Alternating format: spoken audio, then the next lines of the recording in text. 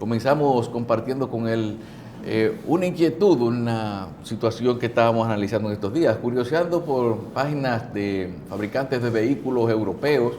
Nos encontramos los anuncios de que de tal año en adelante solamente se fabricará la línea de tal vehículo en eléctrico o híbrido, pero máximamente eléctricos. También hablábamos recientemente de la necesidad de que se incluyera en los diseños de viviendas en lo adelante la posibilidad de tener puertos de recarga al lado de los parqueos por lo que venía. Pero sin embargo, uno se traslada a la realidad nacional y uno dice, oye, pero ya en cuestión, están hablando que para el 2030 fábricas que ya no van a construir vehículos de combustible fósil, sino que todo va a ser eléctrico. ¿Y nosotros en qué estamos? Quedándonos sin luz porque una planta sale de funcionamiento. Entonces, ¿qué nos refleja eso? ¿A qué punto de reflexión nos debe llevar esa realidad del sector eléctrico que va en vía contraria a lo que es el desarrollo, en este caso, de la industria automotriz, ingeniero? Bueno, yo pienso, muchas gracias por la pregunta, pienso que es cierto, el país tiene 20 o 30 años de atraso en prácticamente cada cosa, pero en lo que tiene aproximadamente 100 años de atraso es en el revoltillo institucional en que no se cumple la Constitución ni se cumplen las leyes. Es lamentable cuando una nación, incluso las preguntas que ustedes le hacían a mi amigo, muy admirado, muy querido por mí, Guido Gómez Mazara, iban orientados en que hay que garantizarle al presidente de turno que al salir del poder él deje todo un retorcimiento en las instituciones para que esté tranquilo, porque la pregunta que ustedes le hacían es, pero él quiere irse y entonces ustedes, como prácticamente en la pregunta iba una justificación a que se nombren jueces políticos para proteger al presidente, cuando una sociedad piensa así, es que esa sociedad está herida, si no de muerte, de una gravedad extrema. Y eso se refleja también en el atraso tecnológico.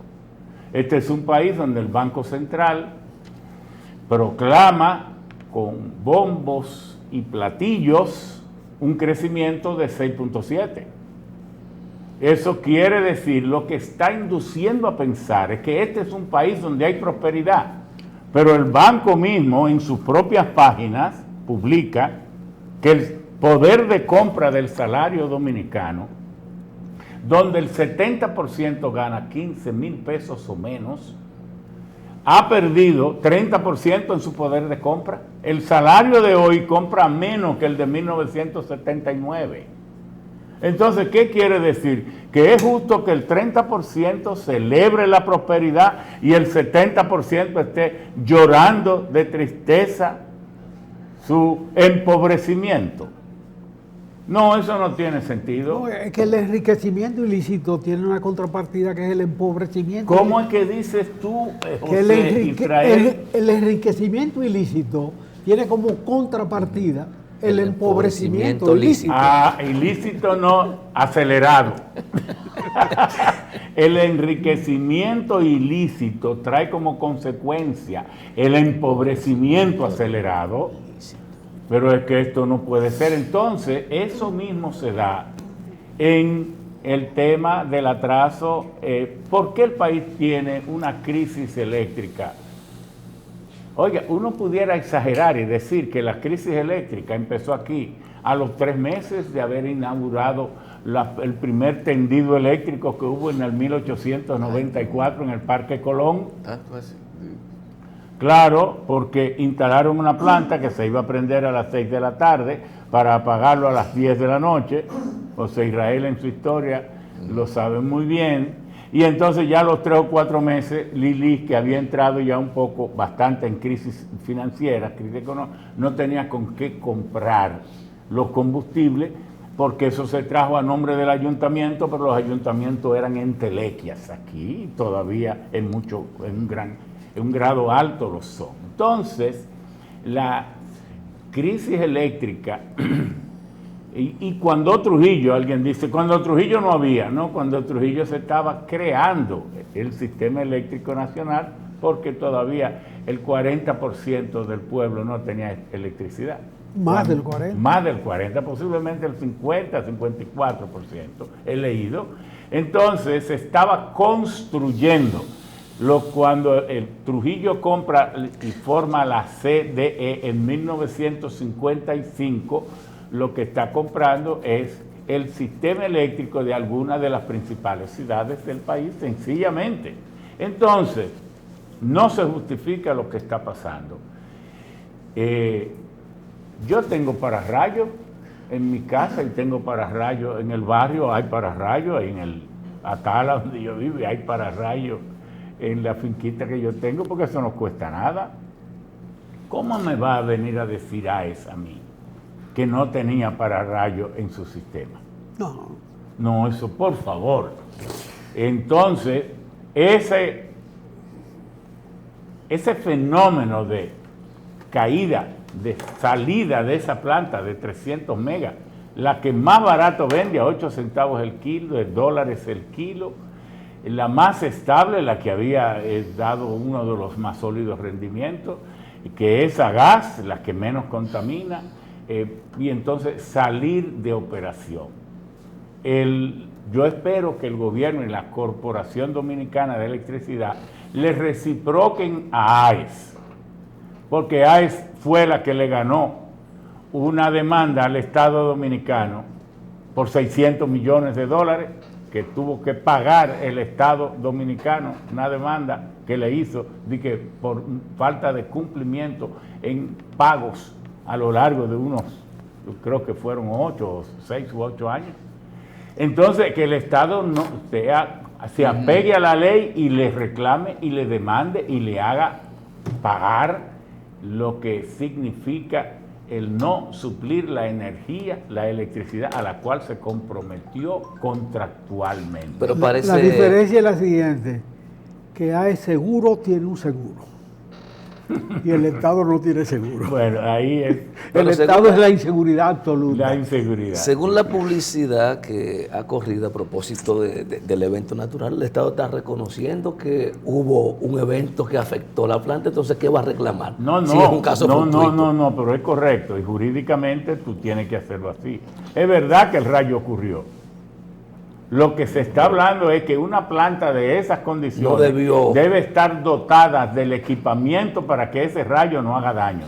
Claro. Ahora, no de eso que se trata, de que nadie tiene que negar que los rayos no hayan ocurrido. Pero uno se pone a ver la foto que hay que dice de los daños que hubo y uno dice, oye, pero fue una cosa cuantiosa y sí, quizás a veces demasiado daño, vamos a decir, para lo que uno ve como un daño causado por rayos, pero que tiene que tener una póliza de seguro que cubra la pérdida que le está causando el Estado. AES es un monstruo tan grande en términos de tamaño de empresa, que no te preocupes tanto. Ellos sí tienen todos sus tipos de seguros, de ese no es el problema. Pero no tenían pararrayos. Claro, no tenía, es lo que estamos hablando, de que no tenía lo que tenía que tener. Esto es imperdonable.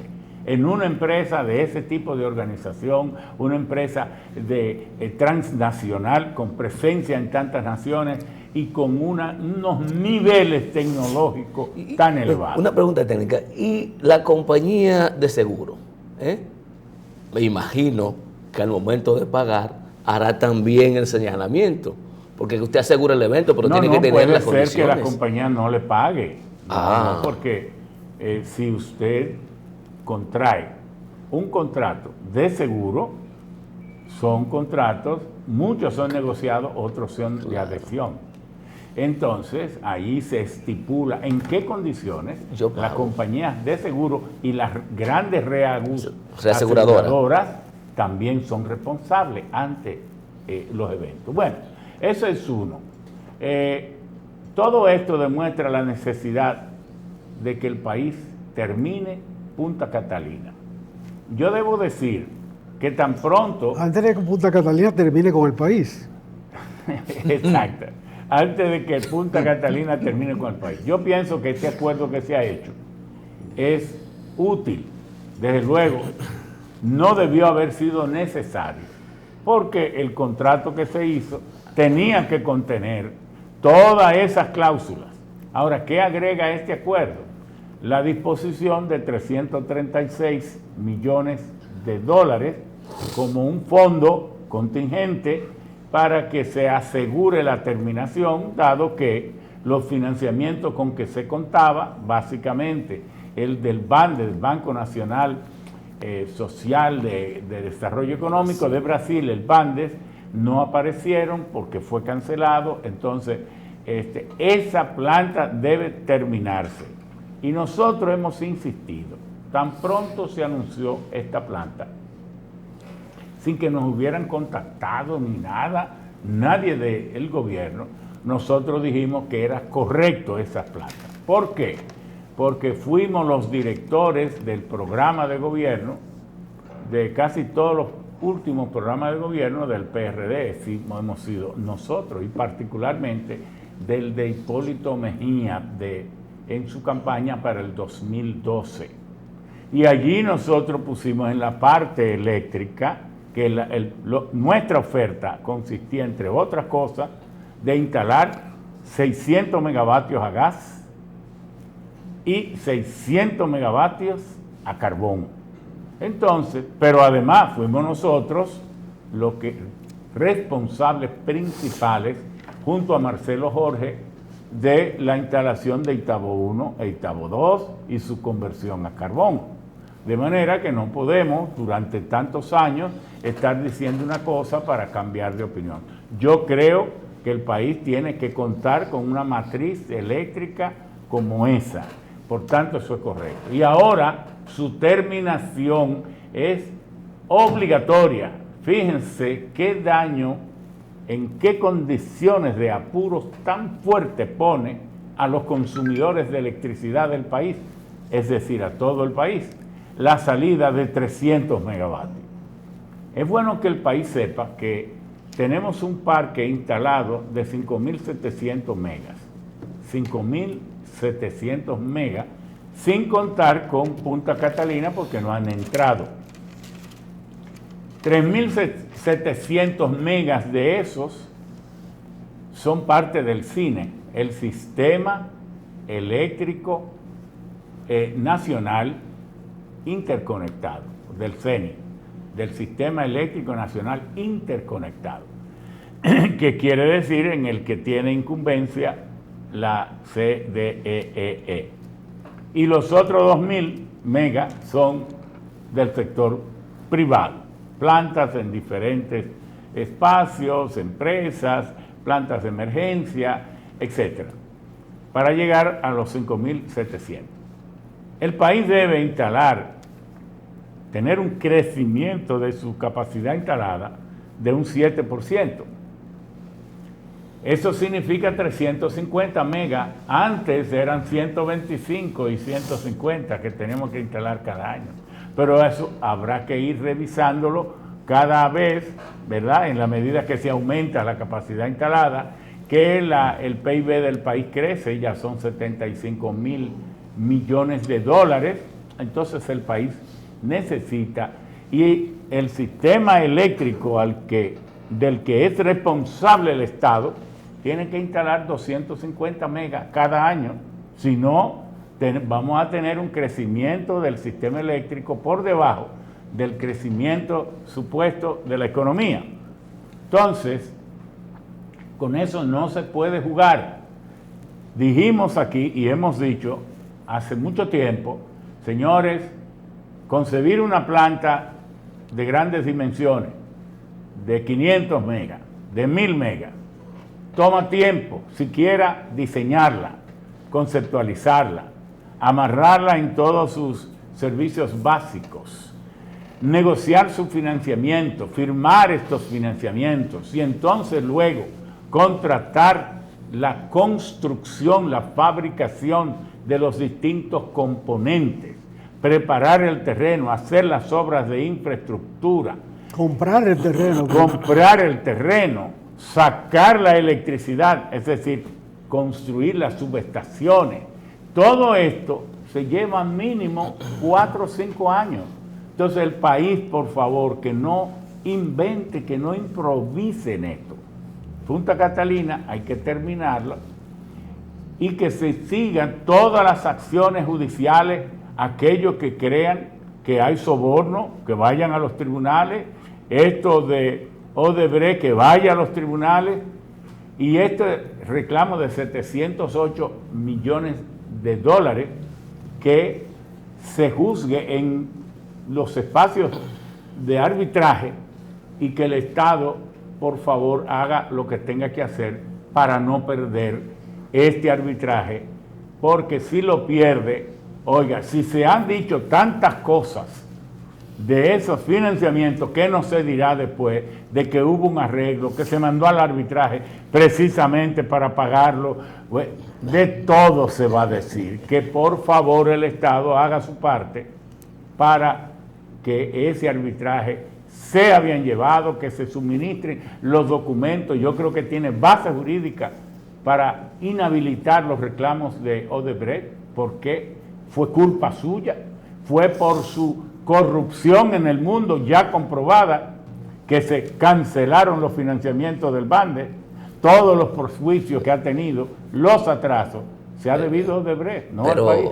Pero el tema del reclamo no está asociado a los atrasos. El tema del reclamo es por obra que ellos dicen que hicieron adicional. No, hay dos obras básicas, una Entonces, unida a las infraestructuras para asegurar que los desagües de las aguas de mar que entran y salen tengan el gradiente de temperatura adecuado, y los otros están unidos a los espigones o al puerto, pero todo eso, y también a la elevación de la rasante del sistema para evitar las inundaciones. Pero todo eso está documentado. Si algo hay ahí, es mucha organización.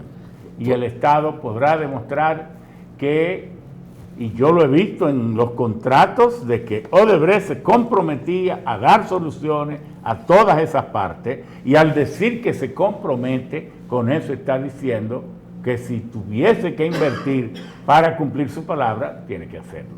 Todo esto es como se quiera llevar en los tribunales, porque a veces el Estado dominicano ha ido a determinados juicios interesado en perder. Creemos que este no va a ser ese Pero nadie incurre en un sobrecosto de casi el tercio del valor de la obra sin el consentimiento del dueño. Sí, pero el mayor costo ahí es el tiempo perdido. Porque usted tiene que saber donde usted tiene 5, 7, 8 mil trabajadores que ganan salarios muy por encima. Una vez, para ilustrar esto, de por qué estas cosas cuestan tanto dinero, me dijo alguien, a Haití le prometieron 10,000 millones de dólares y ese dinero se lo cogió la fundación tal y tal y tal, y no se ha invertido ese dinero ahí, en Haití. Yo le dije, mira, no se puede hablar con tanta ligereza en esos casos. Me dice, ¿por qué? Digo, porque esos 10,000 millones, yo te voy a demostrar que a lo mejor Haití se lo comió en comida en un año y no sobró nada. Entonces me dice, ¿cómo? Digo, a Haití le están dando comida de 4 a 5 millones de personas todos los días. Suponte que eso cuesta de 3 a 4 dólares, nada más. Pero si tú le das comida a 5 millones y te gastas de 3 a 4 millones todos los días, tú te estás gastando 20 millones diarios en 365 días. ¿Cuánto es 20 millones por 360 días? Son 7,000 millones, y sin que se haya construido un camino vecinal, ya se comieron el dinero. Entonces, asimismo, cuando en la mayor parte de esos 708 millones de dólares es en el sobrecosto que trae el atraso de casi 2 años de toda una obra tan grande. Justamente quiero que me aclare varias cosas. Primero, evidentemente que no se descubre hoy la cancelación de los financiamientos. Eso está de que explotó el problema con Odebrecht. Segundo, saber si efectivamente ya el Estado ha estado cumpliendo con la obligación de pago mensualmente a Odebrecht. No solo eso, esta es una obra financiada por el Estado dominicano. Esa obra, cuando se pase raya y se hagan los cálculos, tal vez 400 millones, 500, algo así, habrá venido del SACE, es la Sicurenza, el sistema de seguridad, de financiamiento europeo de la parte italiana, pero todo el resto lo ha suministrado El Estado. el Estado dominicano, de manera que, así como Balaguer decía, yo construir tal obra con el presupuesto, porque ahorré, porque invertí, eso mismo va a poder decir Danilo Medina. Esta es una obra que lo ha financiado el presupuesto del país. La pregunta va en dirección para uno entender lo que se anunció ayer, porque realmente a veces uno no lo entiende, porque hubo necesidad de hacer un nuevo acuerdo, de buscar la garantía si el Estado había estado Un cumpliendo. nuevo acuerdo no, un acuerdo complementario. Bueno, No, porque a los el otro fines. sigue, el otro sigue. El otro sigue, pero el otro también Si no el tenía arbitraje, penalidades perdón. para el retraso de Odebrecht Sí. y se han cobrado. Si no el otro, por eso hay que decir, se hizo una adenda, Una adenda. un acuerdo complementario o un acuerdo ad hoc, porque todo esto está en arbitraje y si desaparece el acuerdo anterior, entonces habría desaparece. problemas. Entonces, sí, este acuerdo implica unos 336 millones de dólares con una astrente, es decir, unas culpabilidades de 200 y tantos mil 220.000. 220.000 por cada día, que lo pagará el Estado si pierde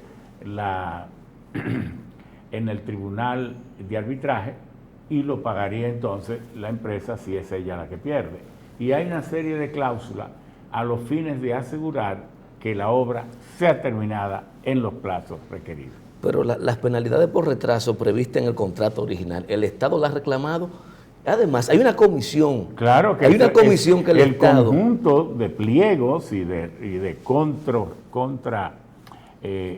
actos jurídicos que presenta el Estado justamente se fundamenta en el cobro a que tiene derecho el Estado por el incumplimiento contractual.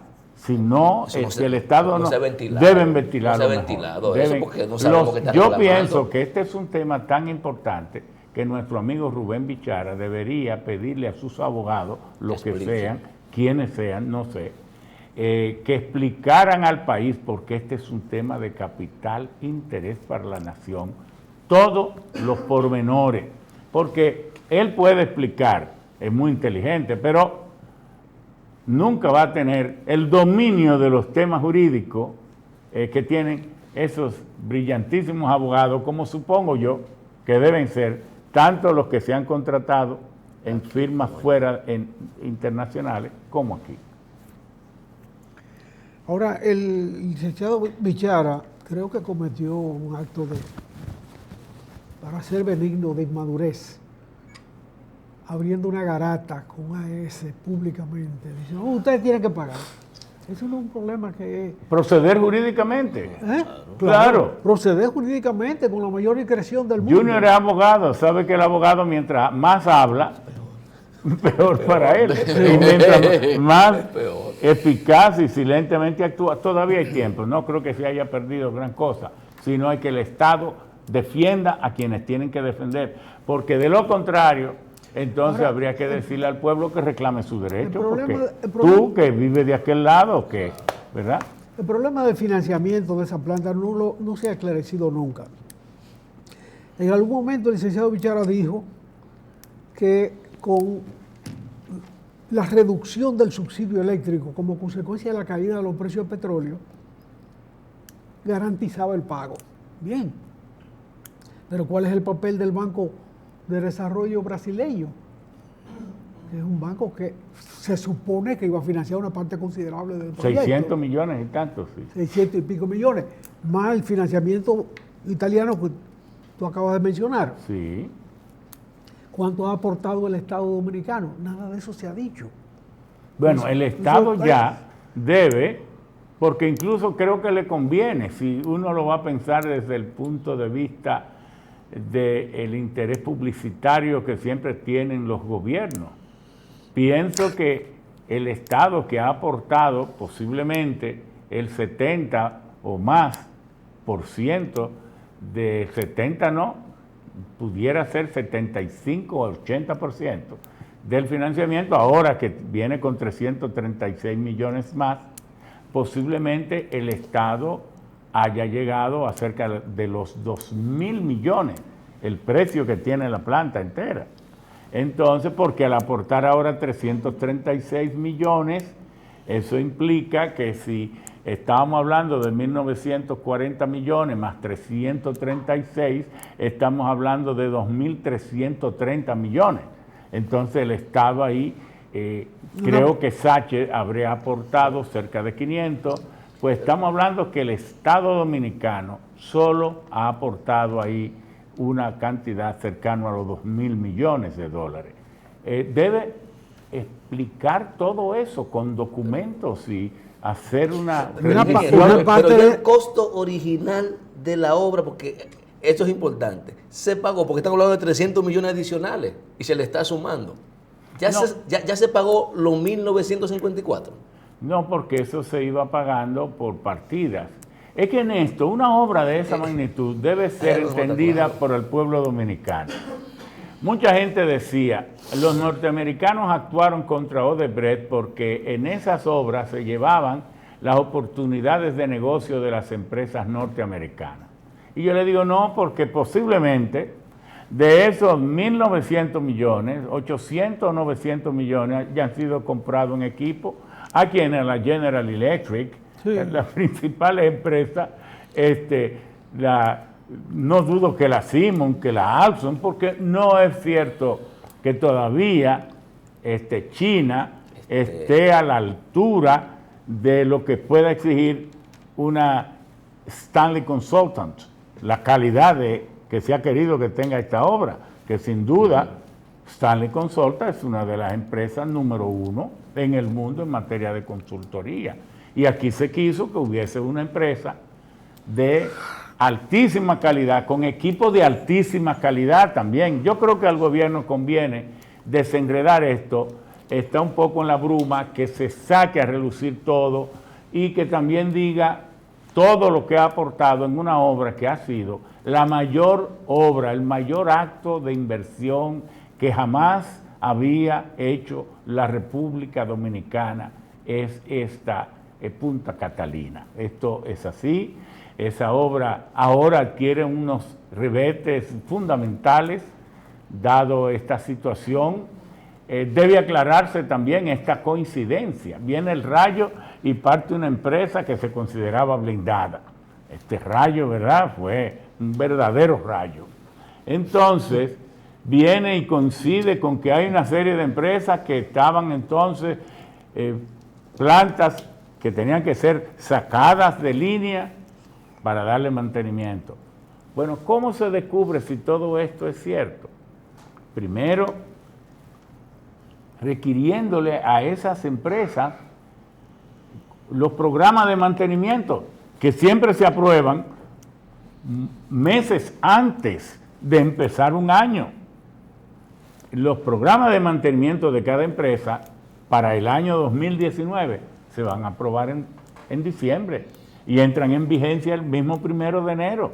Entonces, si esas fechas de salida estaban contempladas en esos programas de mantenimiento, bueno, entonces es cierto que eso es verdad.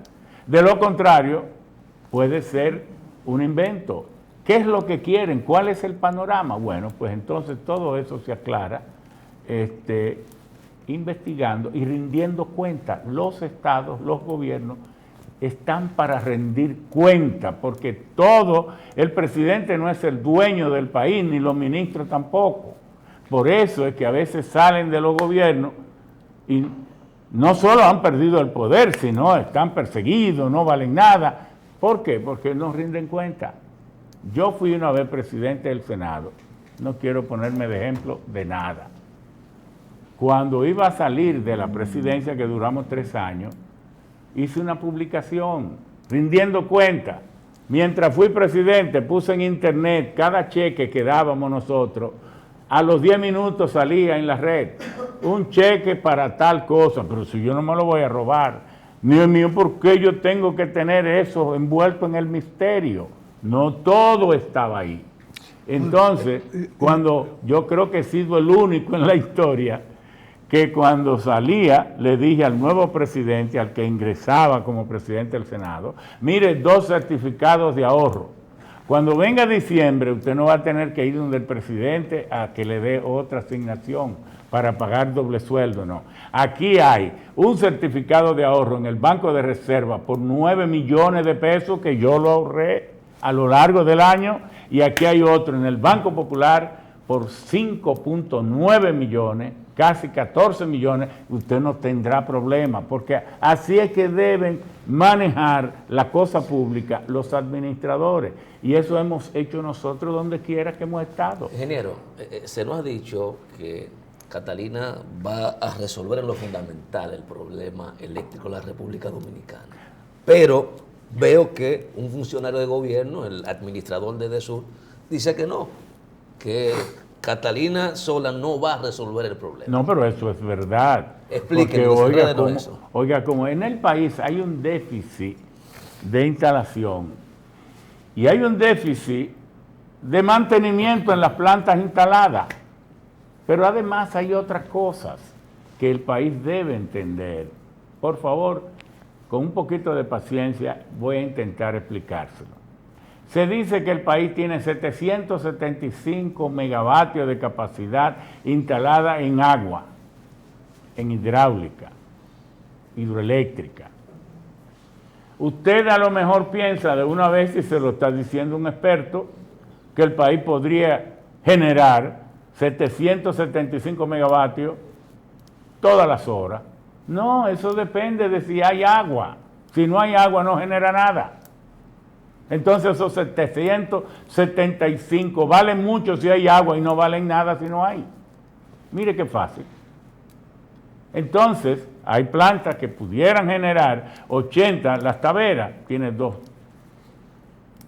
sistemas de generación, pero pudiera generar cada uno 40 megavatios si tuviera suficiente agua y pudiera generar 80. Pero a lo mejor usted cree que Tavera siempre va a generar 80 megavatios. Tampoco es cierto. El embalse tiene que recoger el agua para pasarse como 4 o 5 horas, que es lo único que puede generar. Entonces, ¿en cuánto se reduce esos 775 megas? Vámonos ahora a las eólicas, que aportan 1.4% de la matriz. Bueno, ¿cuándo pueden generar esas turbinas? Cuando hay viento. ¿Y cuánto generan cuando hay viento? Depende de su intensidad. Son demasiado variables. Entonces, en todo esto hay que buscar y calcular lo que se llama el factor de uso de planta. Y cuando usted busca, a lo mejor es un 35, un 36, un 38%. Es decir, que los 290 megavatios que pueda haber en eólica se reducen a una generación real de 70, 80 en base firme. Las solares, que ahora hay 58 por un lado, 54 y 30 por otro, 84. A lo mejor usted cree que hay 84 megas de solar fotovoltaica y que podemos contar con eso. No, es solo por 5 horas. Porque... si hace sol. No, cuando hay sol, nada más genera 5 horas. Cuando hay sol, cuando no hay, no genera nada. Porque las plantas solares fotovoltaicas solo generan como de 10 de la mañana como hasta las 3:30 de la tarde, como 5 horas y media. Y entonces, peor todavía, genera toda la electricidad durante esas 5 horas y no vuelve a generar. Y si no hay cómo consumirla, como no hay mega batería para almacenarla, entonces, mientras más plantas solar fotovoltaicas, que sería lo ideal, tenemos que estar preparados para consumir toda esa electricidad y para pagar las otras plantas. Entonces, son demasiado variables. Por eso el país que tiene, ya dijimos, esos 5.700 megas, tienen que informarle al país de esa capacidad instalada, cuánto realmente está en uso. El tema de las redes. las redes. Las redes es un problema bastante complejo y la gente cree que solo necesitamos plantas y que con esto, no, están las subestaciones, entonces están lo que se llama las redes de alta tensión, las líneas de alta tensión y las redes de distribución. El país tiene unas redes de altísima tensión para el país de unos 345.000, algo así, voltios. Pero el país está muy mal servido en materia de línea y mire que esta gente de la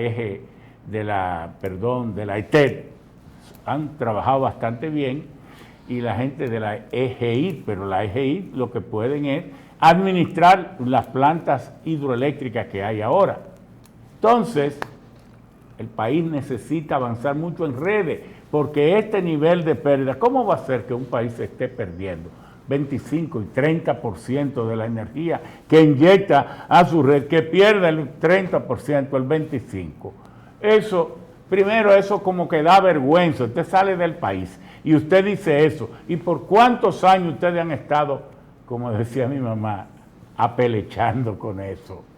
Por 20 o 30 años, de milagro no nos dicen, pero es que ustedes son retrasados mentales. ¿Y por qué no resuelven eso? Entonces, ha ido dando resultados estas que nos habíamos desgañitado diciendo, hay tecnología, lo que pasa es que no han hecho las inversiones y por la corrupción las inversiones no rinden. Por la corrupción las inversiones no rinden. Es lamentable que no tenga que... Entonces, estos postes bien altos donde nadie se puede subir con una escalerita han ido dando resultados. Y estas líneas bien protegidas y protegidas del robo, del vandalismo, todo esto es positivo. ¿Qué quiero decir con todo esto?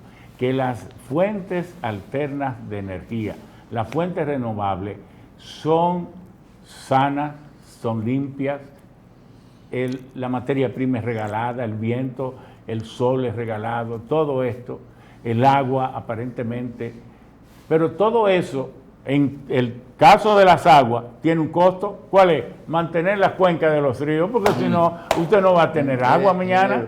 No, y lo grande del caso es que nosotros ya nos hemos acostumbrado a ver las líneas aéreas y todo en poste, cuando ya en países desarrollados lo que tenemos, ya estamos acostumbrados, pero lo normal es que eso esté soterrado en otros lugares. Bueno, en las ciudades. Pero hay que ponerlo más alto todavía porque se los roban. En Entonces, las ciudades, en esta ciudad que no hay un alcantarillado, que no hay tantas cosas, lo del soterramiento pudiera ser tan caro que tal vez no podríamos financiarlo. No. Y entonces en eso hay que transarse por lo posible.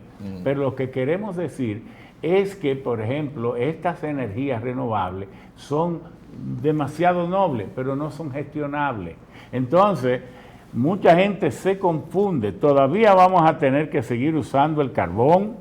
Lo más ideal es el gas natural, pero, y gracias a que Estados Unidos ahora resolvió el problema. Estados Unidos, como en el 2003, pasó una ley destinando todo el gas natural que producía al consumo interno. Bueno, hace apenas un año que han ido liberando esto y Estados Unidos se ha convertido no solo en el mayor productor de energía, sino en el mayor exportador. Entonces, ahora podremos seguir utilizando el gas natural de manera más intensiva. Y quiero cerrar con esto. Tú que eres un curioso de las redes, aquí AES vende el gas natural a $17 el millón de BTU. $17 el millón de BTU o $16. Pero si usted consulta cómo está ese gas a nivel internacional, está por los 4, los 5 dólares por millón de BTU. No quisiera yo pensar que nos estén estafando por el monopolio que tienen. Aquí se necesita otra planta de gas natural para comparar precios, porque aquí hay gente que viene, como el gobierno muchas veces se hace loco, indolente, y estafa a la sociedad. No, pero Tony Isabel va a sacar todo el gas que tenemos debajo, no se apure, señores. Gracias, ingeniero Albuquerque, gracias a ustedes por la sintonía. Bueno, Volveremos a vernos mañana en el mismo horario, en el mismo canal. Y si a usted le gustó nuestro contenido de hoy, puede volver a verlo después del mediodía en YouTube y en la noche en la repetición por Coral.